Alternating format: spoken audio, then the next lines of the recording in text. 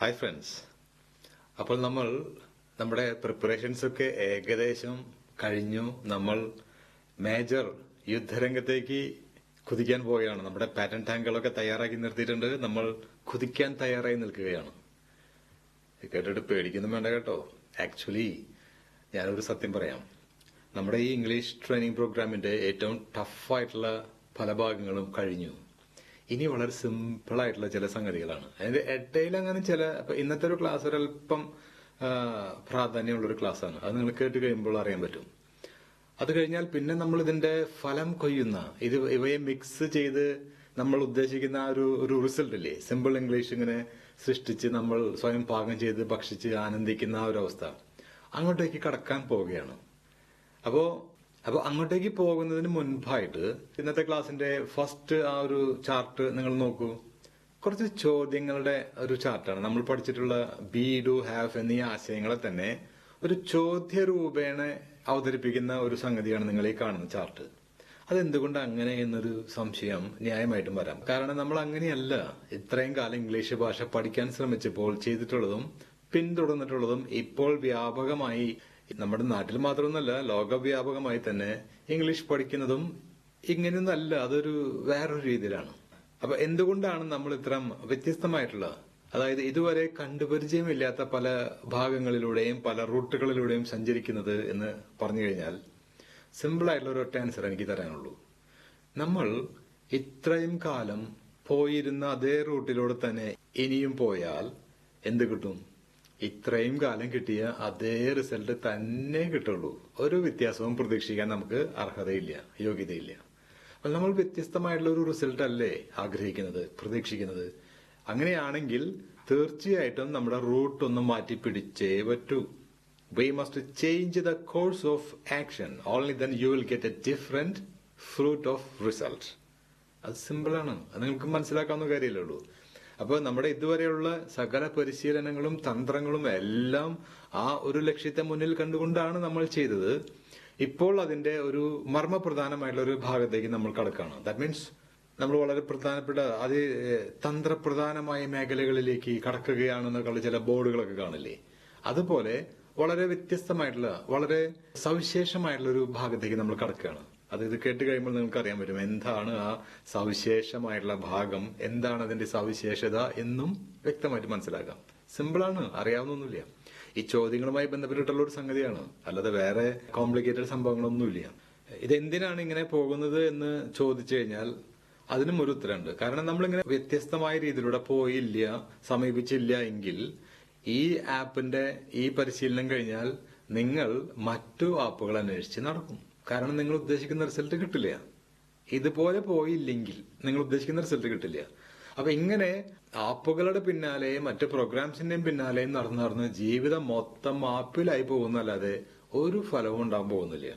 അപ്പൊ ഇതോടുകൂടി നിങ്ങൾ ഇത്തരം അന്വേഷണം അവസാനിപ്പിക്കണം എന്നതാണ് എന്റെ ആഗ്രഹം. അതിനു വേണ്ടിയിട്ടാണ് മറ്റൊരിടത്തും കിട്ടാത്ത, ആരും പറഞ്ഞു തരാത്ത സകല ടെക്നിക്കുകളും 19ാമത്തെ അടവ് വരെ ഞാൻ നിങ്ങൾക്ക് പറഞ്ഞു തന്നിട്ടുണ്ട്.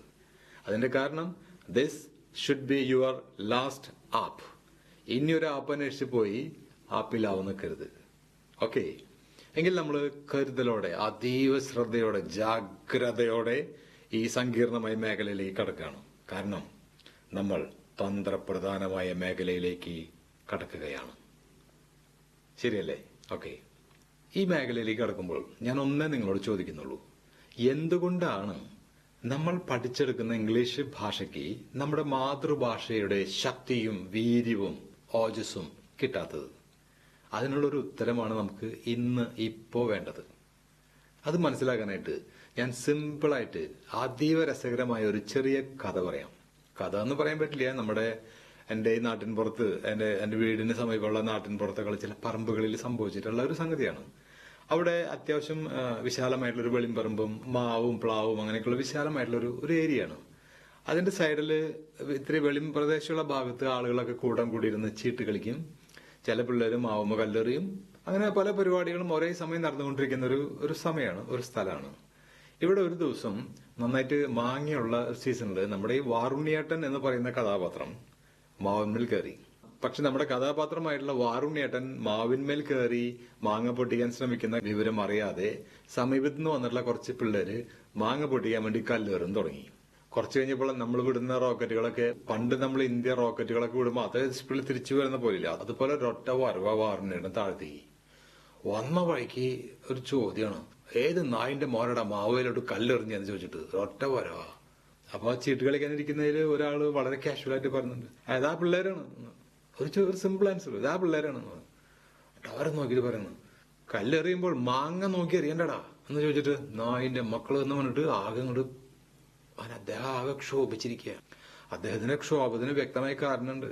കാരണം ഈ പിള്ളേർ എറിഞ്ഞ കല്ലുകളിൽ ഒരെണ്ണം വാറുണ്ണിയേട്ടന്റെ തന്ത്രപ്രധാനമായ മേഖലയിലാണ് വന്നുകൊണ്ടിരിക്കുന്നത്. അതിന്റെ ആ ഒരു സംഭവമാണ്, ഒരു ആഫ്റ്റർ ഇഫക്റ്റ് ആണ് ഈ റോക്കറ്റ് വീണമായുള്ള ഒരു വരവും ഏത് നായിന്റെ മോനോടാ കല്ലെറിഞ്ഞെന്ന് ചോദിച്ചിട്ടുള്ള ഈ ഒരു ചോദ്യം. എന്തായാലും കഥ അവിടെ നിൽക്കട്ടെ, നമുക്ക് കാര്യത്തിലേക്ക് വരാം. ഇപ്പോൾ രണ്ട് സംഗതികൾ ഞാനിവിടെ അവതരിപ്പിച്ചു. ഒന്ന്, വാറുണ്ണിയേട്ടന്റെ ഈ ഒരു ചോദ്യം, ഏത് നായിന്റെ മോനോടാ കല്ലെറിഞ്ഞെന്ന് പറഞ്ഞിട്ടുള്ള ഒരു എരിപിരി കൊണ്ടുള്ള ഒരു ചോദ്യമുണ്ട്. അതിനെ ചീട്ടുകളിക്കാരിൽ ഒരാൾ കൊടുത്തിട്ടുള്ള ഒരു വളരെ കാഷ്വൽ ആയിട്ടുള്ള ഒരു ഒഴുക്കൻ മറ്റുള്ള ഒരു ഉത്തരവുണ്ട്, അതാ പിള്ളേരാണ് എന്ന് പറഞ്ഞൊരു ഉത്തരവുണ്ട്. കറക്റ്റ് അല്ലേ? ഇതിൽ ചോദ്യത്തിനാണോ ഉത്തരത്തിനാണോ എനർജി ഫീലിംഗ്, ആ വൈബ്രേഷൻ കൂടുതലുള്ളത്? സംശയമില്ല, വാറുണ്ണിയേട്ടന്റെ ചോദ്യത്തിന് തന്നെയാണ്. അതായത് സിമ്പിൾ ആണ് ഇതിന്റെ കാര്യം. നിങ്ങൾക്ക് എന്തെങ്കിലും ഒരു ഇമോഷണൽ ഒരു ഡിസ്റ്റർബൻസോ ഒരു ഇമോഷണലി നിങ്ങൾ ചാർജഡ് ആവുമ്പോൾ മാത്രമാണ് നിങ്ങൾക്ക് ചോദ്യം ചോദിക്കാൻ പറ്റുള്ളൂ. അതിനൊന്ന് മറച്ചിട്ട് പറയാന്നുണ്ടെങ്കിൽ ചോദ്യങ്ങളിൽ ഇമോഷണൽ ചാർജ് ഫിൽഡ് ആയിരിക്കും, പക്ഷെ ഉത്തരങ്ങള് അതാ പിള്ളേരാണെന്ന് തോന്നുന്നുണ്ട് എന്ന് പറയുന്ന പോലെ എന്തെങ്കിലുമൊക്കെ പടച്ചുവിടാം, തട്ടിവിടാം, അല്ലേ? ഇതിൽ നിന്നും ഒരു കാര്യം നമുക്ക് വളരെ വ്യക്തമായിട്ട് മനസ്സിലാക്കാൻ സാധിക്കും. ചോദ്യങ്ങൾ ചോദിക്കുന്നതിനാണ് എനർജി വേണ്ടത്. കറക്റ്റ് അല്ലേ? നിങ്ങൾ തന്നെ ഇത്രയും കാലം ഇംഗ്ലീഷ് പഠിക്കാൻ ശ്രമിച്ചിട്ടില്ലേ? അറ്റ്ലീസ്റ്റ് നിങ്ങൾക്ക് ഇംഗ്ലീഷിൽ ചോദ്യങ്ങൾ ചോദിക്കാൻ വളരെ എളുപ്പമാണോ? ആത്മാർത്ഥമായിട്ടൊന്ന് പറഞ്ഞു നോക്കൂ. ടഫാണ്, സമ്മതിച്ചേ പറ്റൂ. അതങ്ങനെയാണ് അതിന്റെ ഫാക്ട്. എനിക്കത് എത്രയോ വർഷങ്ങളായിട്ട് അനുഭവം ഉള്ളതാണ്. ഉത്തരങ്ങള് എന്തെങ്കിലുമൊക്കെ എങ്ങനെയെങ്കിലുമൊക്കെ നിങ്ങൾക്ക് തട്ടിവിടാം, പടത്തിവിടാം, രക്ഷപ്പെടാം, തടി തപ്പാം. But asking question it requires some skill and talent. അതിനൊരു പവറും എനർജിയും ഒക്കെ വേണം. അതുകൊണ്ടാണ് ഫ്രഞ്ച് റൈറ്റർ വോൾട്ടയർ പറഞ്ഞിട്ടുള്ളത്, judge a man by his questions not by his answers എന്ന്. ഒരാള് ചോദ്യം ചോദിക്കുന്നത് കണ്ടാൽ മനസ്സിലാക്കാൻ പറ്റും അവന്റെ എനർജി, അവന്റെ ആ ഒരു റേഞ്ച് എന്തോരണ്ടെന്ന്, ആൻസർ നോക്കിയിട്ടല്ലെന്ന്. ഇതുകൊണ്ടാണ് ഈ ആൻസർ മാത്രം പടച്ചുവിടുന്ന മലയാളികൾ ഇന്റർവ്യൂവില് തപ്പിത്തടഞ്ഞ് തട്ടിമുട്ടിയൊക്കെ രക്ഷപ്പെട്ടു പോകുന്നതും, ഇതേ മലയാളികൾ ഡിസ്കഷൻ ആൻഡ് ഡിബേറ്റ് എന്ന് പറയുന്ന ആ വാർ റൂമിലേക്ക് എത്തുമ്പോൾ വാടിക്കൊഴിഞ്ഞു പോകുന്നതും. കാരണം അവിടെ നിങ്ങൾക്ക് ചോദ്യങ്ങൾ ചോദിച്ച് ഇടിച്ച് കയറി അങ്ങ് പ്രസന്റ് ചെയ്യേണ്ടി വരും. പക്ഷെ അതിനുള്ള മിസൈൽസ് മിക്കവാറും മലയാളികളുടെ കയ്യിൽ ഉണ്ടാവില്ല. കാരണം പഠിച്ചു പോയിട്ടുള്ള ആൾക്കാരാണ്. പഠിച്ചു പോകുന്ന ഇത്തരം ആളുകൾക്കൊന്നും ഈ പവർ ഉണ്ടാവില്ല. ഈ പ്രൊജക്ടിങ് പവർ, ഈ പ്രൊപ്പല്ലിംഗ് പവർ, ഇജക്ട് ചെയ്യുന്ന ഈ ഒരു പവറിൽ, ഈ മിസൈലുകൾ തൊടുത്ത് വിടുന്നവരെ ഇങ്ങനെ ചക്കാന്ന് പറഞ്ഞിങ്ങനെ ക്വസ്റ്റ്യൻസ് ചോദിക്കാനായിട്ടുള്ള ഒരു ശക്തി, ആ ഒരു പവർ ഇടക്കാലം വെച്ച് ഈ ഭാഷ പഠിക്കുന്ന ഒരുമാതിരിപ്പെട്ട ആളുകൾക്ക് ഒന്നും ഉണ്ടാവില്ല. ഇത് ചെറുപ്പത്തിലേ കിട്ടണം. അതാണ് അതിന്റെ സ്പെഷ്യാലിറ്റി. നിങ്ങൾ ഒന്ന് ആലോചിച്ച് നോക്കുക, ഇന്റർവ്യൂവും ഡിബേറ്റും പോട്ടെ, ഇംഗ്ലീഷ് മാതൃഭാഷയായിട്ട് സംസാരിക്കുന്ന നമ്മുടെ സമീപ പ്രദേശങ്ങളിൽ തന്നെയുള്ള നമ്മുടെ അയൽപ്പക്കങ്ങളിലുള്ള ഏതെങ്കിലും ഒരു കൊച്ചു കുട്ടിയായിട്ട് പോലും ഒരു 5 മിനിറ്റ് നാച്ചുറൽ ഇംഗ്ലീഷിൽ ടോക്ക് ചെയ്യാൻ വേണ്ടിയിട്ട്, ചോദ്യങ്ങളും ഉത്തരങ്ങളും അടക്കം സംഭാഷണം നടത്താൻ വേണ്ടിയിട്ട് ഇത്തരത്തിൽ പഠിച്ചു പോകുന്ന, ഈ സ്പോക്കൺ ഇംഗ്ലീഷ് പഠിച്ചു എന്ന് സർട്ടിഫിക്കറ്റ് കൊണ്ട് നടക്കുന്ന ആർക്കെങ്കിലും സാധിക്കുന്നുണ്ട്? വളരെ ടഫാണ്. അതിന് പറ്റാത്തതിന്റെ കാരണം ഈ ചോദ്യങ്ങൾ ചോദിക്കുന്നതിനുള്ള കഴിവില്ല. ആക്ച്വലി ചോദ്യങ്ങൾ ചോദിക്കുന്നതിന് ഇത്തരം കഴിവ്, എനർജി മാത്രം പോരാ, ഒരു ഇത്തിരി ചങ്കൂറ്റം കൂടി വേണം. നമ്മൾ പണ്ട് സോവിയറ്റ് യൂണിയൻ, റഷ്യ, അത് ഉരുക്കുമുഷ്ടി കൊണ്ട് ഭരിച്ചിരുന്ന ഏകാധിപതിയായിരുന്നു സ്റ്റാലിൻ, ജോസഫ് സ്റ്റാലിൻ. അദ്ദേഹം അത്രമാത്രം എല്ലാവരും അടിച്ചൊതുക്കി ഭരിച്ചിരുന്ന ഒരാളായിരുന്നു. ഈവൻ അദ്ദേഹത്തിന്റെ സന്തത സഹചാരിയും ഗുരുതുല്യനായിട്ടുള്ള ലെനിനെ വരെ അടിച്ചൊതുക്കി കളഞ്ഞിട്ടാണ് അദ്ദേഹം പവറിൽ കയറി വന്നിട്ടുള്ളത്. ഇങ്ങവരുടെ ഭരണശേഷം വന്നിട്ടുള്ള ക്രൂഷ്ചേവിന്റെ ലൈഫിൽ വളരെ രസകരമായിട്ടുള്ള ഒരു സംഭവം നടന്നിട്ടുണ്ട്. ക്രൂഷ്ചേവ് ഒരിക്കൽ വലിയൊരു സദസ്സിനെ അഭിസംബോധന ചെയ്ത് സംസാരിച്ചുകൊണ്ടിരിക്കുമ്പോൾ അദ്ദേഹം മുൻഗാമിയായിട്ടുള്ള സ്റ്റാലിനെ നിശ്ചിതമായി വിമർശിച്ചുകൊണ്ട് സംസാരിക്കുകയായിരുന്നു. അദ്ദേഹം ഒരു ഡിറ്റക്ടറായിരുന്നു. He never allowed anybody to make any questions because he would suppress anybody who opposed him. He was such a heartless dictator എന്നൊക്കെ പറഞ്ഞിട്ട് അങ്ങോട്ട് തകർക്കണം. അപ്പൊ ഈ ഓഡിയൻസിൽ ഇരുന്നിരുന്നവരിൽ ഒരാള് എഴുന്നേറ്റ് നിന്നിട്ട് ചോദിച്ചു, mister Khrushchev, why did you ask this question when he was in power? എന്നൊരു ചോദ്യം. അങ്ങ് ഒരു പവറിലുള്ളപ്പോൾ നിങ്ങൾ എന്തുകൊണ്ട് ഈ കാര്യം അദ്ദേഹത്തോട് ചോദിച്ചില്ല എന്ന് പറഞ്ഞില്ല എന്ന് ചോദിച്ചു. ഉടൻ തന്നെ ഈ പ്രസിഡന്റ് അദ്ദേഹത്തിന്റെ കോട്ടിൽ നിന്നും തോക്കെടുത്തിട്ട് കാണിച്ചു ചോദിച്ചു, ആരെയും ചോദ്യം ചോദിച്ചെന്ന് ചോദിച്ചു. ഇവിടെ വരാൻ പറഞ്ഞു. ആരെയും ചോദ്യം ചോദിച്ചാൽ തോക്കെടുത്തിട്ട് ചോദിച്ചിട്ട് ഒക്കെ പകച്ചു. കാരണം ദിപ്പ വെടിവെച്ച കൊല്ലാണ് പോണം. വെടിവെച്ച കൊല്ലും, കിട്ടിയ അപ്പ തട്ടിക്കളയും. ആ ജാതി. കാരണം അവിടത്തെ രീതികൾ അങ്ങനെയാണ്. പൊടി പോലുമല്ലേ ചോദ്യം ചോദിച്ച ആളുടെ അനങ്ങിയില്ല, നിശബ്ദമായി നിൽക്കുക. ആ സമയത്ത് ഈ പ്രസിഡന്റ് ആ മൈക്കില് ആ സ്റ്റേജിൽ നിന്നുകൊണ്ട് തന്നെ തോക്ക് ഉയർത്തി പിടിച്ചുകൊണ്ട് തന്നെ പറയാണ്, ഇതുകൊണ്ട് തന്നെയാണ് അന്ന് ഞാനും ചോദ്യങ്ങൾ ചോദിക്കാതിരുന്നത്. ഇപ്പൊ മനസ്സിലായോ? ഇതൊരെണ്ണം പൊന്തിച്ച് പിടിച്ച് ചോദിച്ചപ്പോൾ, ഭീഷണിപ്പെടുത്തിയപ്പോൾ നിങ്ങളുടെ പൊടി പോലും കണ്ടില്ലല്ലോ. ഇതേ കാരണം കൊണ്ട് തന്നെയാണ് ഞാനും അന്ന് ചോദ്യങ്ങൾ ചോദിക്കാതിരുന്നത്. പേടിയാണ് സഹോദര. സ്വന്തം ജീവിതത്തില് ജീവിക്കാനുള്ള കൊതി കൊണ്ടുള്ള പേടിയാണ്. അപ്പൊ ചങ്കൂറ്റവും കൂടി വേണം എന്ന് മനസ്സിലാക്കുകയാണ്. ദാറ്റ് മീൻസ് അതിനെയും അതിജീവിച്ചുകൊണ്ട് വിപ്ലവങ്ങളിലേക്ക് കടക്കുന്ന വോൾട്ടയറിനെ പോലുള്ള ആൾക്കാരൊക്കെ പറയുന്നതാണ് ചങ്കൂറ്റം കൂടി വേണം, എങ്കിലാണ് ഇത്തരത്തിലുള്ള ചോദ്യങ്ങൾ ചോദിക്കാൻ പറ്റുള്ളൂ എന്ന് മനസ്സിലാക്കിയിട്ടാണ് വോൾട്ടയർ പറഞ്ഞത്, judge a man not by his answers but by his questions എന്ന് പറഞ്ഞത്. കാരണം അവരൊക്കെ വിപ്ലവങ്ങൾ ഊതിപ്പെരുപ്പിച്ച് ഉണ്ടാക്കി വന്നിട്ടുള്ള അസാധാരണ പ്രതിഭകളിൽ ഒന്നായിരുന്നു വോൾട്ടയർ. അപ്പൊ ഇത്തരം ആ ഒരു വിപ്ലവാത്മകമായ സ്ഫോടനാത്മകമായിട്ടുള്ള ശക്തി ഒളിഞ്ഞു കിടക്കുന്നത് ചോദ്യങ്ങളിലാണ് എന്ന് എല്ലാവർക്കും അറിയാം, എല്ലാ പ്രതിഭകൾക്കും അറിയാം. അതുകൊണ്ടാണ് അവർ ചോദ്യങ്ങൾ ചോദിക്കുന്ന ഭാഗത്ത് വളരെയധികം ശ്രദ്ധ കേന്ദ്രീകരിക്കുന്നത്. എന്നാൽ ഉത്തരങ്ങൾ മാത്രം പറയുകയും പഠിക്കുകയും പഠിപ്പിക്കുകയും ചെയ്യുന്നവർക്ക് ഈ ഒരു ശക്തി പകർന്നു കൊടുക്കാനോ അതിനെക്കുറിച്ച് സംസാരിക്കാനോ സാധിക്കില്ല. അത് തന്നെയാണ് ഈ ഉത്തരാധിഷ്ഠിതമായിട്ടുള്ള ഉത്തരങ്ങളിൽ മാത്രം കൂടുതൽ ശ്രദ്ധ കേന്ദ്രീകരിച്ചിട്ട് സ്ട്രക്ചർ പഠിക്കുകയും ഭാഷ പഠിക്കുകയും ചെയ്യുന്ന ഒരു പാഠ്യ പദ്ധതിക്ക്, അത്തരം ഒരു പാഠ്യ വ്യവസ്ഥിതിക്ക് ഒരു എക്സെപ്ഷണൽ ജീനിയസിനെ ഇംഗ്ലീഷ് ഭാഷയിൽ പ്രൊഡ്യൂസ് ചെയ്യാൻ സാധിക്കാതെ പോകുന്നത്. നിങ്ങൾ അല്ലെങ്കിൽ നോക്കൂ, നമ്മൾ ഇത്രയും കാലം കുറെ സ്ഥലത്ത് ഇംഗ്ലീഷ് പഠിച്ചു, ഇപ്പോഴും പഠിപ്പിക്കുന്നുണ്ട്. എല്ലായിടത്തും ഈ ഉത്തരങ്ങളാണ് ആദ്യം പഠിപ്പിക്കുന്നത്. സ്റ്റേറ്റ്മെന്റ്സ്, ഉത്തരങ്ങൾ, അത് കഴിഞ്ഞ കുറച്ച് നെഗറ്റീവ്സ്. ഇതെല്ലാം കഴിഞ്ഞിട്ട് ആള് ചത്തോ നോക്കും, ഇല്ലെങ്കിൽ ഇത്തിരി ക്വസ്റ്റ്യൻസും പഠിക്കാട്ടോ എന്ന് പറഞ്ഞിട്ട് ക്വസ്റ്റ്യൻസിലേക്ക് കടക്കും. ഞാനിതിങ്ങനെ ആക്ഷേപിക്കാൻ വേണ്ടി പറയാമെന്ന് കരുതരുത്. പൊതുവെ നമ്മുടെ ഈ പഠന രീതികളിലൊക്കെ നോക്കുക, ഉത്തരങ്ങളും നെഗറ്റീവ്സും ഒക്കെയാണ് കൂടുതൽ നമ്മൾ പഠിക്കുന്നത്. ഈ ക്വസ്റ്റ്യൻസ് എന്ന ഭാഗത്തേക്ക് വരുന്നുണ്ട്, കുറച്ച് വരും, പക്ഷെ അത് ആദ്യമേ വരുന്നില്ല. ഇടയ്ക്ക് എപ്പോഴോ അല്ലെങ്കിൽ അവസാനമൊക്കെയാണ് നമ്മൾ ശ്രമിക്കുന്നത്. കാരണം അതാണ് ആളുകൾക്ക് ഇഷ്ടം, അതാണ് രീതി. പക്ഷെ നിങ്ങൾ ഇവിടെ ശ്രദ്ധിക്കേണ്ടത് കുഞ്ഞു കുട്ടികളെ നോക്കുക. ഞാൻ പലപ്പോഴും പറയും, ഭാഷ പഠിക്കുന്നുണ്ടെങ്കിൽ follow in the footsteps of a great master called the child. കുഞ്ഞുങ്ങളെ നോക്കി പഠിക്കുക. അവരിൽ നിന്നാണ് നമുക്ക് ഭാഷാ പഠനത്തിന്റെ അമൂല്യമായിട്ടുള്ള സകല സൂത്രങ്ങളും സീക്രട്സും പഠിച്ചെടുക്കാനുള്ളത്, അഴിച്ചെടുക്കാനുള്ളത്. നിങ്ങൾ കുട്ടികളെ നോക്കിയിട്ടുണ്ടോ? അവർ എപ്പോഴും ചോദ്യങ്ങൾ ചോദിച്ചുകൊണ്ടിരിക്കും. നമ്മൾ നമ്മുടെ ഭാഷയിലും അങ്ങനെ തന്നെയായിരുന്നു. അതുകൊണ്ടാണ് നമ്മുടെ ഭാഷയിൽ നമ്മൾ ഇപ്പോൾ ഫ്ലുവന്റ് ആയിട്ട് കത്തിക്കയറി പോകുന്നത്. പക്ഷെ ആ സ്കില്ല് ഇംഗ്ലീഷിൽ നിങ്ങൾ ഉപയോഗപ്പെടുത്തിയിട്ടുണ്ടോ? എന്ത് കണ്ടു കഴിഞ്ഞാലും why is this, where is he, അങ്ങനെ ചോദ്യങ്ങൾ ചോദിച്ച് അത്ഭുതപ്പെടുത്തിക്കൊണ്ട് മമ്മിയുടെയും പപ്പയുടെയും പിന്നാലെ അങ്ങനെ ചോദ്യങ്ങൾ ചോദിച്ചു, അല്ലെങ്കിൽ ഫ്രണ്ട്സിന്റെ അടുത്ത് ചോദ്യങ്ങൾ ചോദിച്ചുകൊണ്ട്, ഇംഗ്ലീഷിൽ ചോദ്യങ്ങൾ ചോദിച്ചുകൊണ്ട്, അത് ചുമ്മാ അല്ല, ഇംഗ്ലീഷിൽ ചോദ്യങ്ങൾ ചോദിച്ചുകൊണ്ട് നിങ്ങൾ സ്പെൻഡ് ചെയ്തിട്ടുണ്ടോ? No, I can say no. That's why you are listening to this class. അതുകൊണ്ടാണ് നമുക്ക് ഇത്തരം ഒരു ശക്തി, വീര്യം ഇല്ലാതെ പോയത് ഇംഗ്ലീഷ് ഭാഷയിൽ. മനസ്സിലായില്ലേ? ചുരുക്കി പറയുകയാണെങ്കിൽ കുഞ്ഞുങ്ങള് ഇത്രയും ശക്തമായിട്ട് ഭാഷ പ്രയോഗിക്കാനായിട്ടുള്ള ശക്തി സമ്പാദിച്ചത് ചോദ്യങ്ങൾ ചോദിച്ചത് കൊണ്ടാണ്. ഒന്ന് തിരിച്ചു പറയാം, അവർക്ക് അതിനുള്ള ശക്തി ചെറുപ്പത്തിലേ ഉള്ളത് കൊണ്ടാണ്. അത് ബ്ലോക്ക് ചെയ്യപ്പെട്ടിരുന്നില്ല. അവര് കോൺഷ്യസ് മൈൻഡിലേക്ക് വന്നിട്ടില്ല. അവർ സബ് കോൺഷ്യസ് മൈൻഡ് ഉണർന്നിരിക്കുന്ന അവസ്ഥയിലാണ് കുട്ടിക്കാലം. അവർ സബ് കോൺഷ്യസ് മൈൻഡിന്റെ ആ എനർജി ചേംബർ, ആ ഡൈനമിക് പവർ ഹൗസ് ഉണർന്ന് ആസ്വദിച്ച് അനുഭവിച്ചിരിക്കുന്ന ഒരു കാലമാണ് കുട്ടിക്കാലം. അതങ്ങനെ തുറന്നിരിക്കുന്നത് കൊണ്ടാണ് ആ ശക്തി ഉപയോഗിച്ച് അവർ ചോദ്യങ്ങൾ ചോദിച്ചിരുന്നത്.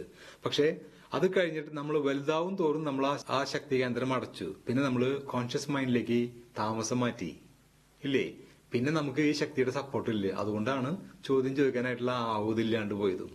നമുക്കത് സാധിക്കാറില്ല. പക്ഷെ ഇപ്പോൾ നമ്മൾ സബ് കോൺഷ്യസ് മൈൻഡിലേക്ക് കടക്കാനും അവിടെ കുറച്ച് അഭ്യാസങ്ങളൊക്കെ കാട്ടിക്കുട്ടി ആ ശക്തി സംഭരിക്കാനും വേണ്ടതുപോലെ സ്ഥലങ്ങളിലേക്ക് ചാനലൈസ് ചെയ്യാനായിട്ടുള്ള ടെക്നിക്ക്, സൈക്കോ ലിംഗ്വിസ്റ്റിക് ട്രെയിനിങ് എന്ന ആ ഗംഭീരമായിട്ടുള്ള സീക്രട്ട് നമ്മൾ കൈവശപ്പെടുത്തി കഴിഞ്ഞിരിക്കുന്നു.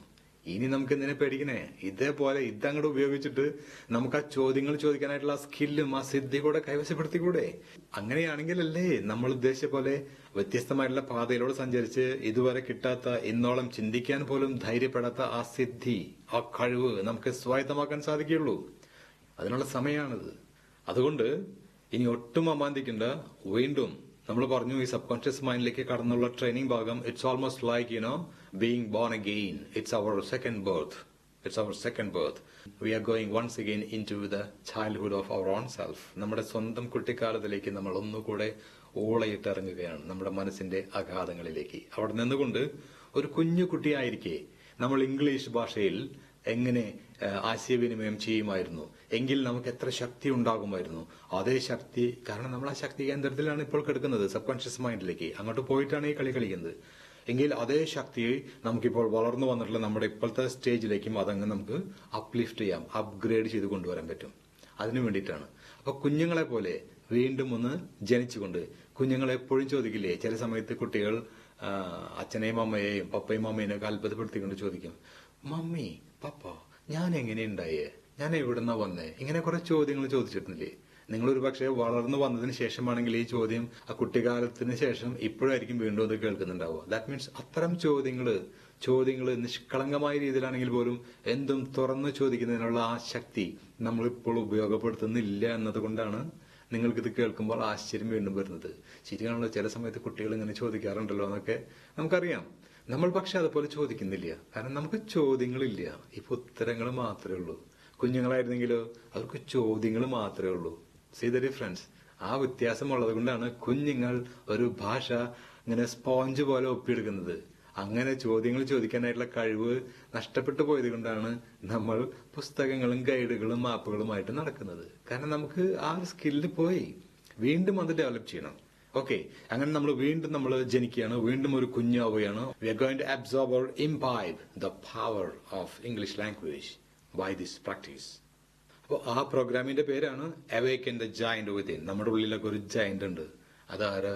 നമ്മൾ തന്നെയാണ്. പക്ഷെ അത് കുഞ്ഞിക്കാലത്തിന് ശേഷം അധികം വളർന്നിട്ടില്ല എന്ന് മാത്രം. അവനെ നമ്മളൊന്ന് അൺലോക്ക് ചെയ്യാൻ പോവാണ്. We are going to unlock him. അതാണ് അവേക്കനിങ് എന്ന് പറയുന്നത്. സ്വയം ഒന്ന് ഉണർത്താൻ പോവാണ് ആ ജയന്റിനെ, ആ രാക്ഷസനെ. ആ ഒരു ഭീകരമായിട്ടുള്ളൊരു ശക്തിയുള്ളൊരു കേന്ദ്രമല്ലേ, അതിനെ നമ്മൾ ഉണർത്തുകയാണ്. അപ്പൊ ആ ടെക്നിക്കിന് വളരെ സിമ്പിളാണ്. കുറെ ചോദ്യങ്ങൾ അങ്ങ് ചോദിച്ചു പഠിക്കുക, കുഞ്ഞുങ്ങളെ പോലെ.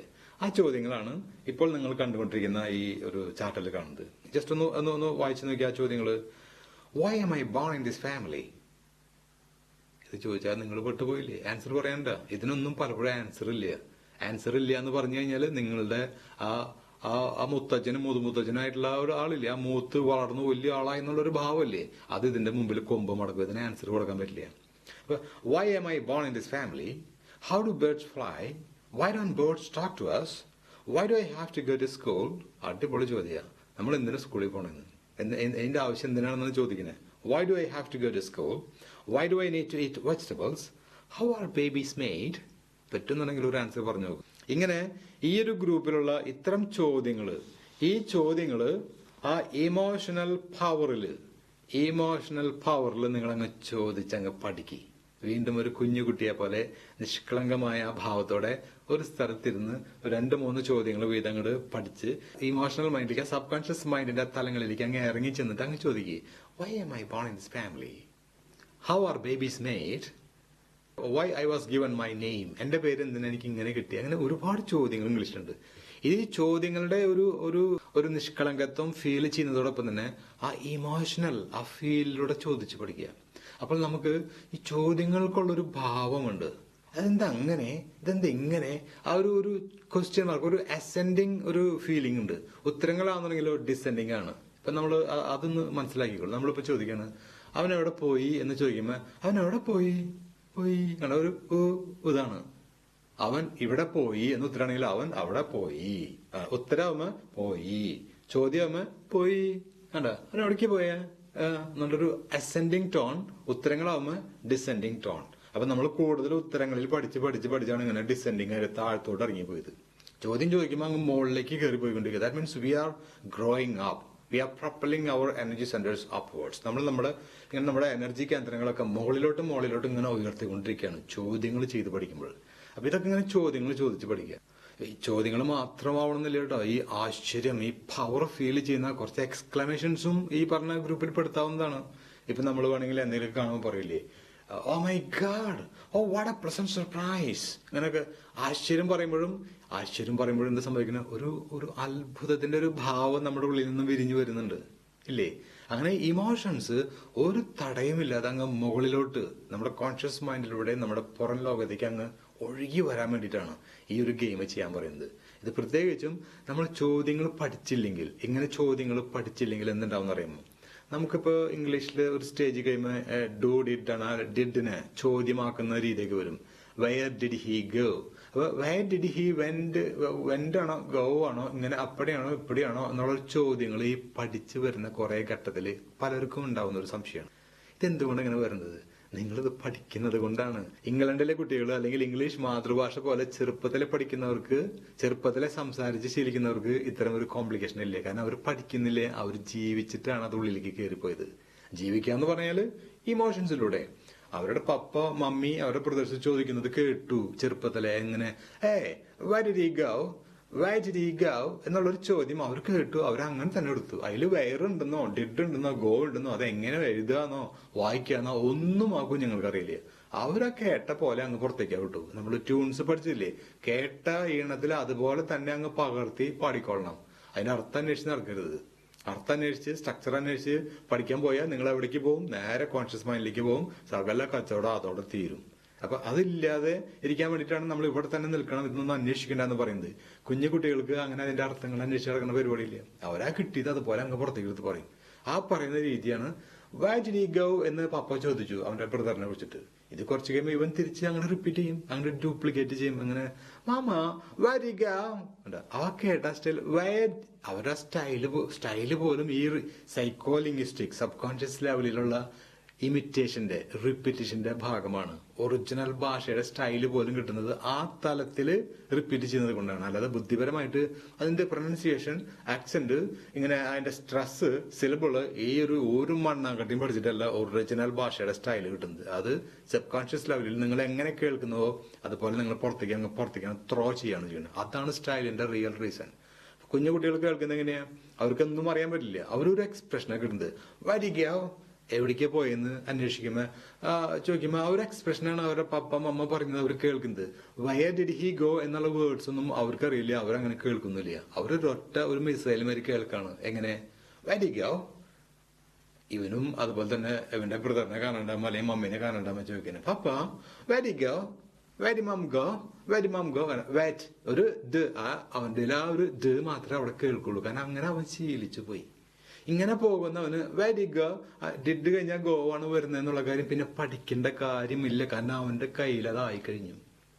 ഇതിങ്ങനെ ആവാത്തത് കൊണ്ടാണ് നമ്മൾ ഇവിടെ നിന്നിട്ട് കീറി മുറിച്ച് പഠിക്കുന്നത്. ഡിഡ് അല്ലേ എങ്കിൽ വെറുപ്പ് ഫസ്റ്റ് ഫോം, അങ്ങനെയാണ് second form, third form, S വെച്ചിട്ട് നോ വെച്ചിട്ട് അത് വെച്ചിട്ട് ഇത് വെച്ചിട്ട് കൊണ്ടുള്ള സകല ടെക്നിക്കുകളും അർത്ഥതലങ്ങളിലുള്ളത് പഠിച്ചുകൊണ്ടിരിക്കേണ്ട ഒരു ഗതികേടിലാണ് നമ്മൾ ഈ ബുദ്ധിമാന്മാരായിട്ടുള്ള ഈ കോൺഷ്യസ് മൈൻഡിൽ നിന്ന് ഇംഗ്ലീഷ് പഠിക്കുന്നവര്. അങ്ങനെ ഒരു ഗതികേടിൽ നിന്ന് രക്ഷപ്പെടാനും കൂടി വേണ്ടിയിട്ടാണ് നേരെ സബ് കോൺഷ്യസ് മൈൻഡിലേക്ക് ഇറങ്ങിക്കോ, അവിടെ നിന്നിട്ട് കിട്ടിയ പോലെ അങ്ങ് അടിച്ച വിട്ടോ. അങ്ങനെ പറയുമ്പോൾ ഇംഗ്ലീഷുകാരുടെ സ്റ്റൈൽ കേട്ടില്ലേ, വാഷി എവിടെയാണെന്ന് ചോദിക്കുമ്പോൾ വെയർ ഈസ് ഷീ. നമുക്കൊരിക്കലും വാഷി എന്ന് പറയാൻ പറ്റുന്നില്ല. കാരണം നമ്മൾ പറയുന്നത് കോൺഷ്യസ് തലത്തിലാണ്, ബോധ മനസ്സിൽ നിന്നുകൊണ്ടാണ്. ബോധ മനസ്സിൽ എല്ലാം ഇങ്ങനെ പെറുക്കി ഇങ്ങനെ വെച്ചിരിക്കുക. വെയർ ഈസ് ഷീ എന്നിട്ട് ഒരു ചെറിയ സ്പേസ് ഇട്ടിട്ട് ഒരു ക്വസ്റ്റ്യൻ മാർക്ക്. അത് ഇനി ചോദ്യഭാവം ഇല്ലെങ്കിൽ തല കൊണ്ട് വേണമെങ്കിൽ ക്വസ്റ്റ്യൻ മാർക്ക് ഇട്ട് തരും. അത്ര രീതിയിലാണ് നമ്മളുടെ പഠനം പോകുന്നത്. പക്ഷെ ഇവരാണെന്നുണ്ടെങ്കിലോ സബ് കോൺഷ്യസ് ലെവല് വാഷി അതിലൊരു മിസൈലാണ് അലക്കി പൊളിക്കുന്ന സാധനം. അതേപോലെ പറഞ്ഞു പഠിക്കണം, അത് കേൾക്കണം, എന്നാലേ അതുപോലെ പറയാൻ സാധിക്കുള്ളൂ. അതുകൊണ്ടാണ് പറയുന്നത് ഇംഗ്ലീഷ് നന്നായി സംസാരിക്കണമെങ്കിൽ നന്നായി കേൾക്കണമെന്ന്. നമ്മൾ പക്ഷെ അങ്ങനെ കേൾക്കുന്നുണ്ടോ? അതിനുള്ളൊരു അന്തരീക്ഷം നമ്മൾ സൃഷ്ടിച്ചിട്ടുണ്ടോ? നമ്മൾ ധാരാളം കേൾക്കുന്നത് കറക്റ്റ് ആണെങ്കിൽ, അത് ചെറുപ്പം മുതൽ കറക്റ്റായിട്ട് കേട്ട് ശീലിച്ചു കഴിഞ്ഞാൽ നമുക്ക് കറക്റ്റായിട്ട് പുറത്തേക്ക് എടുക്കാൻ സാധിക്കും, സംസാരിക്കാൻ സാധിക്കും. അപ്പൊ അതുകൊണ്ടാണ് നന്നായിട്ട് കേൾക്കണം എന്നിവിടെ പറയുന്നത്. അതുകൊണ്ടാണ് നമുക്ക് 2 ചെവി തന്നിരിക്കുന്നത്, ഒരു വായേ ഉള്ളൂ. കാരണം പറയാൻ എത്ര ഉദ്ദേശിക്കുന്നുവോ അതിന്റെ ഇരട്ടി കേട്ടുകൊള്ളണം. അതാണ് അതിന്റെ അർത്ഥം. ഓക്കെ, അപ്പോ ഈ എക്സ്ക്ലമേഷൻസും നമ്മൾ നന്നായിട്ട് അങ്ങ് പരിശീലിക്കുക. നോക്കി എന്താണെന്ന് നോക്കിയ Oh my goodness! Oh my goodness! Oh my gosh! Good heavens! What are you talking? നീ എന്തുട്ടാ ഈ പറയുന്ന എന്റെ ചങ്ങാതി? Good heavens! What are you talking? What are you ടോക്കിങ്ങില് വാട്ട് ആർ യു ടോക്കിംഗ് ഇതൊന്നും ഇല്ല അതില് ഒരു എക്സ്പ്രഷനാണത്. What are you talking man?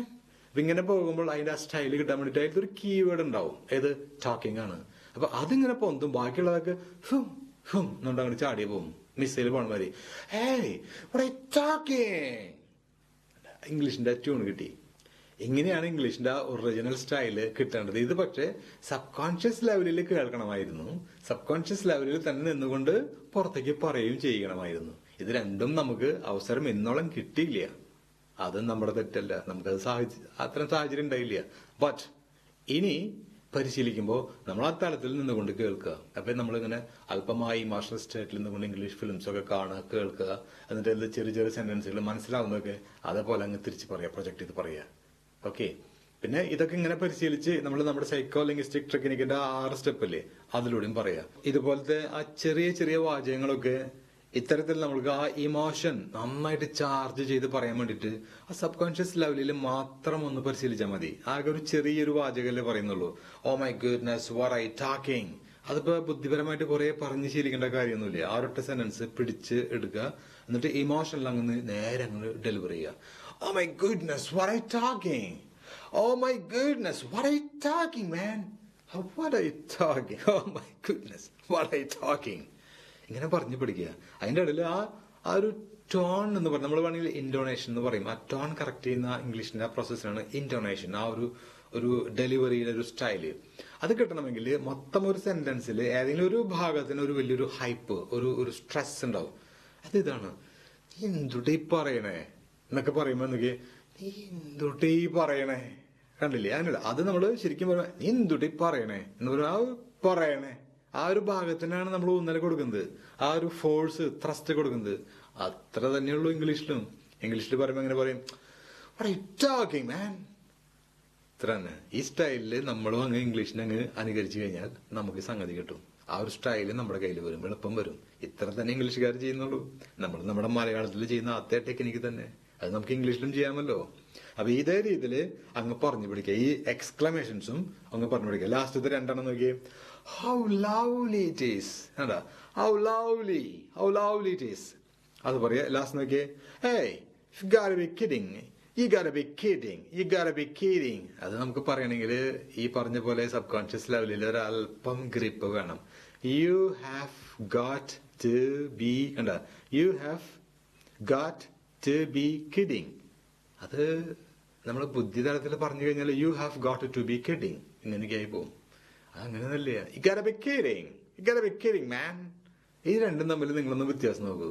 You have got to be kidding, man. You gotta be kidding, man. You have got to be kidding, man. You gotta be kidding, man. You gotta be kidding, man. You have got to. ഇത് മറ്റേത് പറക്കി പറയുമ്പോൾ എല്ലാം ഒരേപോലെ പോവും. അതാണ് നമ്മുടെ ഇപ്പോഴത്തെ ഇംഗ്ലീഷിന്റെ ഒരു സ്റ്റൈല്. ഇതിനെ നമ്മൾ ഇംഗ്ലീഷ് എന്ന് പറയാൻ പറ്റില്ല, വേണമെങ്കിൽ മംഗ്ലീഷ് എന്നൊക്കെ പറയാം. നമ്മുടെ ഇംഗ്ലീഷ് കേൾക്കുമ്പോൾ അവര് ഒതുങ്ങി കുലുങ്ങി ചിരിക്കുന്നത് അതുകൊണ്ടാണ്. കാരണം ഇത് കേൾക്കുമ്പോൾ അങ്ങനെയാണ് തോന്നുള്ളൂ. ഈ gotta be kidding എന്ന് പറഞ്ഞ ആ ഒരു റേഞ്ചിലേക്ക് നമുക്ക് എത്താൻ പറ്റുന്നില്ല. നമ്മുടെ വണ്ടിക്ക് അതിനുള്ള പുള്ളിങ് പവർ ഇല്ല. ക്വസ്റ്റ്യൻസ് പ്രാക്ടീസ് ചെയ്താലല്ലേ അത് കിട്ടൂ. അത് ജീവൻ പോയാൽ നമ്മൾ ചെയ്യില്ല. എന്തെങ്കിലും പഠിക്കുന്ന സമയം വന്നു കഴിഞ്ഞാൽ ക്വസ്റ്റ്യൻസ് എന്ന് പറഞ്ഞു കഴിഞ്ഞാൽ ക്വസ്റ്റ്യൻസ് വന്നു പെട്ടു, ഉടൻ തന്നെ അത് ആ ഭാഗം സ്കിപ്പ് ചെയ്യും. അങ്ങനെ ആ പവർ നമ്മൾ സ്വീകരിക്കുന്നില്ല. അതാണ് നമ്മുടെ ഭാഷാ പഠനത്തിൽ നമുക്ക് പറ്റിയിട്ടുള്ള ഏറ്റവും വലിയ പ്രോബ്ലം. അപ്പൊ നിങ്ങളത് എളുപ്പം മനസ്സിലാക്കാൻ വേണ്ടി ഞാനൊരു ഗംഭീരമായിട്ടുള്ള ഒരു സിറ്റുവേഷൻ പറയാം. നമ്മൾ മാതൃഭാഷയിൽ നമ്മൾ എങ്ങനെയൊക്കെ ചോദ്യങ്ങൾ ചോദിക്കും, അതിന്റെ എത്ര പെർസെന്റേജ് നമുക്ക് ഇംഗ്ലീഷിൽ കോപ്പി ചെയ്യാൻ സാധിക്കുന്നുണ്ട്. ഇതറിഞ്ഞാൽ തന്നെ നമ്മുടെ ഇംഗ്ലീഷ് ഭാഷയ്ക്കുള്ള പവർ എത്രത്തോളം ഉണ്ട് എന്ന് നമുക്ക് തിരിച്ചറിയാൻ പറ്റും. സിമ്പിളാണ്. ഞാനൊരു ചോദ്യം ചെയ്യാണ്, അവനെവിടെയാ അല്ലേ? നമ്മള് സിനിമയിലൊക്കെ പറഞ്ഞ മാതിരി ചന്ദ്രേട്ടൻ എവിടെയാ അല്ലെ? അങ്ങനെ ചന്ദ്രേട്ടനല്ലേ? ചന്ദ്രേട്ടനെ എവിടെയാ എന്നുള്ളൊരു ചോദ്യം നേരം ചോദിക്കുന്ന ചോദ്യ. അവനെവിടെയാന്ന് ചോദിക്കുക. അവനെവിടെയാ അത് ഇംഗ്ലീഷിൽ പറയാ, വേർ ഈസ് ഹി. അതാ സ്റ്റൈലിൽ പറയുമ്പോ where is he, where is he, ഇത്ര മതി. ഇപ്പൊ ആ ഒരു ഭാഗം മാറ്റി ആ ചോദ്യത്തിന്റെ ആ ഒരു ഫ്ലോ തന്നെ കറക്റ്റ് ചെയ്യാ. അവനെവിടെയാ, വേർ ഈസ് ഹി, ഇത് നമുക്ക് പറയാൻ പറ്റും. കാരണം നമ്മൾ ആകെ കൂടി ഹിയും ഷിയും ദയും വിയും ക്യുയും പിയും ടിയും ടിയും ഇങ്ങനെയുള്ള കുറെ സാധനങ്ങൾ വെച്ചിട്ടുള്ള ഈ ഉത്തരങ്ങളും ചോദ്യങ്ങളും കസർത്തുകളും മാത്രമേ പഠിച്ചിട്ടുള്ളൂ. ഇവിടെ ഈ രണ്ടാമത്തെ സ്റ്റെപ്പ് ഇടാം. ഈ അവൻ എന്നുള്ളത് ജസ്റ്റ് ഒന്ന് ഇമാജിൻ ചെയ്യ്, അതൊരാളാണ്, നമുക്കറിയാം ഈ ആളുടെ പേരെന്ന് പറയാ. രാമചന്ദ്രൻ എവിടെയാന്ന് ചോദിക്കുക. അത് മലയാളത്തിൽ നമ്മൾ സൂപ്പറായിട്ട് ചോദിക്കും. ഈ ചോദ്യം ഇംഗ്ലീഷിൽ വരുമ്പോ ഒരിത്തിരി പതുങ്ങും. കാരണം നമുക്ക് ഹീ മാത്രമേ ചോദിച്ച് ശീലമുള്ളൂ. വേർ ഈസ് ഹീ അത് മാറ്റിട്ട് വേർ ഈസ് രാമചന്ദ്രൻ എന്ന് ചോദിക്കാൻ പറഞ്ഞ എന്തോ ഒരു അപാകത അപ്പൊ തന്നെ തുടങ്ങി, ചെറുതായിട്ട് ഫീൽ ചെയ്ത് തുടങ്ങി, കല്ലുകടി തുടങ്ങും. അതായത് തൊട്ടൊരു സ്റ്റേജിലേക്ക് കടക്കാൻ പോലും നമുക്ക് വാസ്തവത്തിൽ ഇത്തിരി പ്രയാസമാണ്. നമ്മളത് ശീലിച്ചിട്ടില്ല, അതുകൊണ്ടാണ്. പക്ഷെ മലയാളത്തിൽ അങ്ങനെയാണോ? അല്ല. മലയാളത്തില് അങ്ങ് കലക്കും. രാമചന്ദ്രൻ എവിടെയാ, രാമചന്ദ്രൻ എവിടെയാ, രാമന്ത്രൻ, മന്ത്രൻ. കണ്ട ആ വേർഡ്സിലാണ് നമ്മൾ പറയുന്ന സ്പീഡ്. കണ്ട രാമചന്ദ്രന്റെ ചാവയി. രാമചന്ദ്രൻ എവിടെയാ, രാമചന്ദ്രൻ ഇനി പറയുമ്പോ രാമചന്ദ്രനാവോ, രാമചന്ദ്രൻ. കാരണം അത് കേൾക്കാനും പറയാനൊന്നും നമുക്കൊരു പ്രോബ്ലം ഇല്ല. അത് ആ സ്പീഡാണ്, റിപ്പീറ്റേഷനിൽ കിട്ടുന്നൊരു സ്പീഡാണ്. നമ്മളിപ്പോ ഇവനെവിടെ ജോലി ചെയ്യണമെന്ന് ചോദിക്കുമ്പോ നമ്മള് കാഷ്വൽ ആയിട്ട് പറയും തിരുവനന്തപുരത്താടാന്ന് പറയും. തിരുവനന്തപുരത്ത്, അല്ലാതെ തിരുവനന്തപുരത്തല്ല. അത് പഠിച്ചു വരുന്ന ആൾക്കാർ പറയുന്നതാ. സ്ഥിരമായിട്ട് പറയുന്ന ആൾക്കാര് വെറുതെ എന്ന് പറയുന്ന മാതിരിയാ, അത്ര കേൾക്കുന്നുള്ളൂ. അത് ആ ഭാഷയുടെ ഫ്ലുവൻസി ഡെവലപ്പ് ചെയ്യുന്നത് അങ്ങനെ റിപ്പീറ്റേഷനിൽ കുറെ ഒമിഷൻ സംഭവിക്കുമ്പോ അങ്ങനെ പറയൂ. ഇംഗ്ലീഷുകാരുടെ ഭാഷയിലും ഇത് തന്നെ സംഭവിക്കുന്നത്. അല്ലാതെ അവർ വിഴുങ്ങുന്നതോ അവരുടെ ഭാഷ ഗ്രാമർ ഇല്ലാത്തതോ ആയിട്ടല്ല. ഇങ്ങനെയാണ് എല്ലാ ഭാഷയും. നമ്മളും നമ്മുടെ ഭാഷ ഇങ്ങനെ തന്നെ പറയണമെന്ന് മനസ്സിലാക്കുക. അപ്പൊ അവനെവിടെയാ എന്ന് ചോദിക്കുമ്പോ വേർ ഈസ് ഹി, ക്ലിയർ ആയില്ലേ? ഇനി ഇത് തന്നെ ഇപ്പൊ രണ്ടാമത്തെ സ്റ്റെപ്പിലേക്ക് കടന്നപ്പോ നമുക്ക് ഒരു ഇത്തിരി പന്തികേട് തോന്നി. ഇനി മൂന്നാമത്തെ സ്റ്റെപ്പില് ഈ അവൻ എന്നുള്ളത് നമ്മൾ ചോദിക്കുകയാണ്, നിന്റെ സഹോദരൻ രാമചന്ദ്രൻ എവിടെയാ? മലയാളത്തിൽ നമ്മൾ വളരെ കാഷ്വൽ ആയിട്ട് ചോദിക്കും, നിന്റെ അനുജൻ രാമചന്ദ്രൻ എവിടെ, നിന്റെ ചേട്ടൻ രാമചന്ദ്രൻ എവിടെ, അല്ലെങ്കിൽ നിന്റെ സഹോദരൻ എന്ന് വേണമെങ്കിൽ പറയാം, നിന്റെ ബ്രദർ രാമചന്ദ്രൻ എവിടെയാ എന്ന് ചോദിക്കില്ലേ? അതൊന്ന് ഇംഗ്ലീഷിലാക്കാൻ നോക്കിയേ. Were is your brother Ramachandran ചോദിക്കാൻ പറ്റുന്നുണ്ടോ? കുറച്ചുകൂടി ഒന്ന് കുഴയും.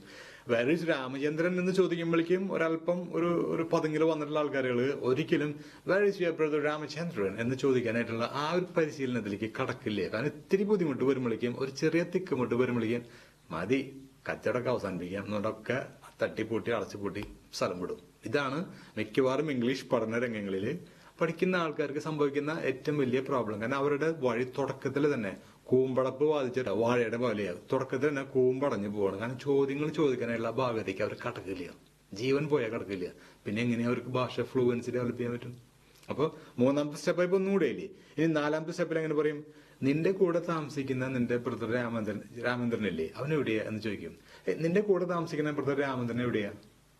മലയാളത്തില് അതിങ്ങനെ ഒരു പാരഗ്രാഫ് വരെ ഇങ്ങനെ ചുറ്റടിച്ച് വന്നിട്ട് എവിടെ എന്നൊരു ചോദ്യം ചോദിക്കാനായിട്ട് മലയാളത്തില് ഒരു പ്രോബ്ലം ഇല്ല. ഈ ഒരു പ്രോബ്ലം ഇല്ലായ്മ തന്നെയാണ് ഇംഗ്ലീഷുകാർക്ക് അവരുടെ ഭാഷയിലും. പക്ഷെ നമ്മൾ ഇംഗ്ലീഷിൽ അങ്ങനെ പറയും, എന്താ where's your brother Ramachandran who is living with you? Where's your brother Ramachandran who is living with you? എന്താ ഇനി ഇത് തന്നെ, ഇതിപ്പോ സിമ്പിൾ ആയിട്ട് ഞാൻ ചോദിക്കുന്നത് കേട്ടാ, കോംപ്ലക്സ് ചോദ്യങ്ങൾ. ഇത് തന്നെ നിന്റെ കൂടെ താമസിക്കുന്ന നിന്റെ ബ്രദർ രാമചന്ദ്രൻ എവിടെ പോയിരിക്കണേ എന്ന് ചോദിച്ചു കഴിഞ്ഞാൽ കഥ ഒന്നുകൂടി മാറി. അവിടെ അവസാനം ഒരു ഗോൺ എന്ന വാക്ക് കൂട്ടിച്ചേർക്കണം. അപ്പൊ അങ്ങനെ വരും. പോയിരിക്കണെന്ന് ചോദിക്കുമ്പോൾ വേർ ഹാസ് ഹി ഗോൺ ആവും. വേർ ഈസ് ഹി എന്നുള്ളത് വേർ ഹാസ് ഹി ഗോൺ. അത് കേൾക്കുമ്പോൾ നമുക്കൊക്കെ വേർ ഈസ് ഹി ഗോൺ എന്ന് കേൾക്കുള്ളൂ. അങ്ങനെ where is he gone, where has he gone എന്നാവും. വേർ ഈസ് ഹി ഗോൺ എന്നും പറയാം, രണ്ടും പറയാം. Where is your brother Ramachandran gone, where is your brother Ramachandran gone.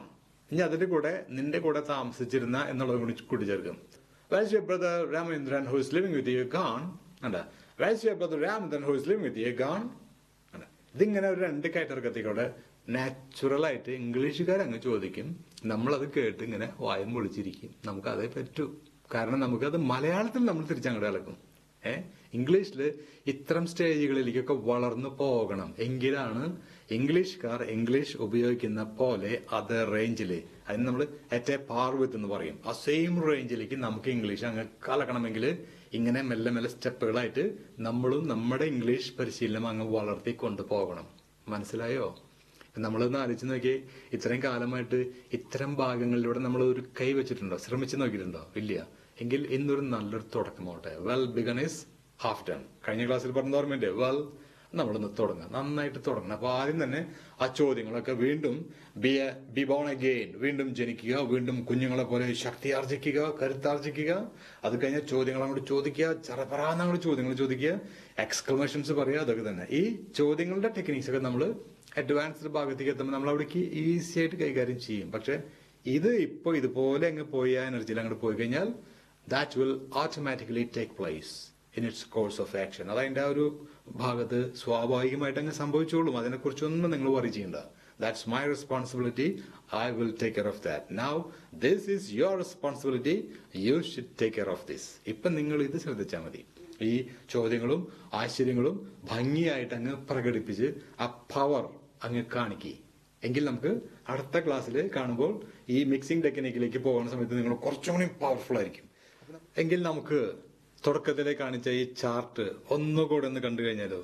അപ്പൊ നമുക്കറിയാൻ പറ്റും, നമ്മള് ബി ടു ഹാവ് ആശയങ്ങളെ ആദ്യം മുതലേ സമീപിക്കാൻ പോകുന്നത് അല്പം ചോദ്യങ്ങളിലൂടെയാണ്. കാരണം കുഞ്ഞുങ്ങൾ അങ്ങനെയാണല്ലോ, നമ്മൾ വീണ്ടും കുഞ്ഞുങ്ങളായില്ലേ. അപ്പൊ നമുക്ക് ചോദ്യം ചോദിച്ചുകൊണ്ട് പറയാം. ബി ഐഡിയ എന്ന് പറഞ്ഞു കഴിഞ്ഞാൽ എന്താണ്? നമ്മൾ എന്താണ്? ഡു ഐഡിയ എന്ത് ചെയ്യുന്നു? ഹാവ് ഐഡിയ എന്തുണ്ട്? ഇനി നമ്മൾ ആദ്യമേ തന്നെ ഒരു ചോദ്യഭാവങ്ങളിലൂടെ അങ്ങ് ഉള്ളിലേക്ക് അങ്ങ് സ്വീകരിക്കാം. ഞാനിപ്പോൾ എന്താണ്? ഞാൻ എന്തു ചെയ്യുന്നു? എനിക്ക് എന്തുണ്ട്? ചോദ്യമായി. ഇത് അതുപോലെ തന്നെ പാസ്റ്റിലും ഫ്യൂച്ചറിലും ഒന്നങ്ങ് ചോദിക്കാം. പാസ്റ്റിൽ ചോദിക്കാം, ഞാൻ എന്തായിരുന്നു മുൻപ്? മുൻപ് ഞാൻ എന്ത് ചെയ്തിരുന്നു? മുൻപ് എനിക്ക് എന്തുണ്ടായിരുന്നു? കറക്റ്റ് അല്ലേ? ഇനി ഫ്യൂച്ചറിൽ ചോദിച്ചേ, ഞാൻ ഭാവിയിൽ എന്താകും? ആരാകും? ഞാൻ ഭാവിയിൽ എന്ത് ചെയ്യും? എനിക്ക് ഭാവിയിൽ എന്തുണ്ടാകും? കറക്റ്റ് അല്ലേ? ഇനി നമുക്ക് ഒരു ആശയത്തിൽ മാത്രം ഒന്ന് ചോദിക്കാം. അതായത് ബിയിൽ മാത്രം പ്രസന്റും പാസ്റ്റും ഫ്യൂച്ചറും ചോദിക്കാം. അതോടൊപ്പം തന്നെ അതിന്റെ ഇംഗ്ലീഷും നമ്മൾ അതിന്റെ പിന്നാലെങ്കിൽ കൊണ്ടുപോകാം. മലയാളം ഫസ്റ്റ്, മാതൃഭാഷയല്ലേ, നമുക്ക് ആ ഇമോഷൻ കറക്റ്റ് കിട്ടാൻ വേണ്ടിയിട്ടാണ്. ഞാനിപ്പോൾ എന്താണ്? What M I now or who M I now? ഞാൻ എന്തായിരുന്നു? മുൻപ് ഞാൻ എന്തായിരുന്നു? What was I? What was I? ആ ഒരു ഫീല് കിട്ടണം. വാട്ട് ഐ വാസ് പറയാൻ എളുപ്പ. അതെന്തുകൊണ്ടാ? നമ്മൾ ഉത്തരങ്ങള് ആണ് ഇത്രയും കാലം പറഞ്ഞ് ശീലിച്ചത്. അതുകൊണ്ടാണ് വാട്ട് ഐ വാസ് പറയാൻ നമ്മുടെ നാവില് പെട്ടെന്നൊരു ചാട്ടം വരുന്നത്. കൺട്രോൾ ചെയ്യുക. ഇമോഷൻ പതുക്കെ ഓണാക്കിയിട്ട് പറയാ, what was I yesterday? What was I before? ഞാൻ എന്തായിരുന്നു? അതുപോലെ ഫ്യൂച്ചറിൽ നോക്കൂ, ഞാൻ എന്താകും? What will I B? ഇവിടെ നമുക്ക് നല്ലൊരു പിടുത്തം ഫീൽ ചെയ്യും. കാരണം വിൽ ബി എന്നല്ലേ നമ്മൾ ഫ്യൂച്ചർ ഫോം പഠിച്ച് ശീലിച്ചിട്ടുള്ളത്. അപ്പൊ അത് പ്രകാരം ആൻസർ പറയാൻ വളരെ എളുപ്പമാണ്.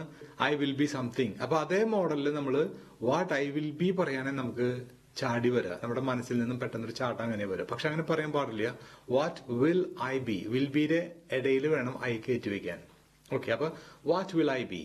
ഇനി അത് പറയാൻ നിങ്ങൾക്ക് ഇപ്പൊ ഒരല്പം പിടുത്തുണ്ടാവും, എനിക്കറിയാതെ. കാരണം നമ്മൾ അങ്ങനെ ശീലിച്ചിട്ടില്ലല്ലോ. ഇപ്പൊ അത് പക്ഷെ ആ പിടുത്തം വിട്ട് കളഞ്ഞ് സബ് കോൺഷ്യസ് മൈൻഡിലേക്ക് കൊണ്ടുപോകാനായിട്ടുള്ള വിദ്യ നമ്മുടെ കയ്യിലുണ്ട്. ജസ്റ്റ് ഒന്ന് പരിശീലിച്ചാൽ മതി. ഈ ഇമോഷൻസിൽ ജസ്റ്റ് ഒന്ന് പ്രാക്ടീസ് ചെയ്യാം. ഏത്? What will I be? ഞാൻ നാളെ എന്തായിരിക്കും? What will I be tomorrow? ഞാൻ നാളെ എന്തായിരിക്കും? Tell me what will I be tomorrow? ഒന്ന് പറയൂ ചങ്ങാതി, please tell me what will I be tomorrow? ഒന്ന് പറയുന്നു. Come on man, tell me what will I be tomorrow? ഇങ്ങനെ tell me what will I be tomorrow? I shout, feel a laugh. ഒന്ന് കടത്തി വിട്ട് നോക്കിയേ. What will I be tomorrow? പിന്നെ പറയുമ്പോ what till I be, what will I be? പിന്നെ what will I be വാ അങ്ങ് ചോർന്നു പോയി. What will I be? What will I be tomorrow? ആ സ്ട്രക്ചറിന് പോലും ഒരു ഫ്ലോ വന്നു തുടങ്ങിപ്പോ. മുൻപായിരുന്നെങ്കിലോ വാട്ട് ഐ വിൽ ബി എന്ന സ്ട്രക്ചറിൽ നിന്നും വാട്ട് വിൽ ഐ ബിയിലേക്ക് കടക്കാൻ തന്നെ പ്രയാസമായിരുന്നു. കടന്നാലും എന്തോ ഒരു പിച്ചക്കാരനെ കൊട്ടാരത്തിൽ കയറ്റി വിടുന്ന പോലെയാ. അപ്പൊ ഇങ്ങനെ മടിച്ചു നിൽക്കുക. വേണോ? എനിക്ക് അർഹത ഇല്ലല്ലോ എന്നുള്ള രീതി കൂടെ ഇങ്ങനെ മടിച്ചു നിൽക്കുക. What will I B?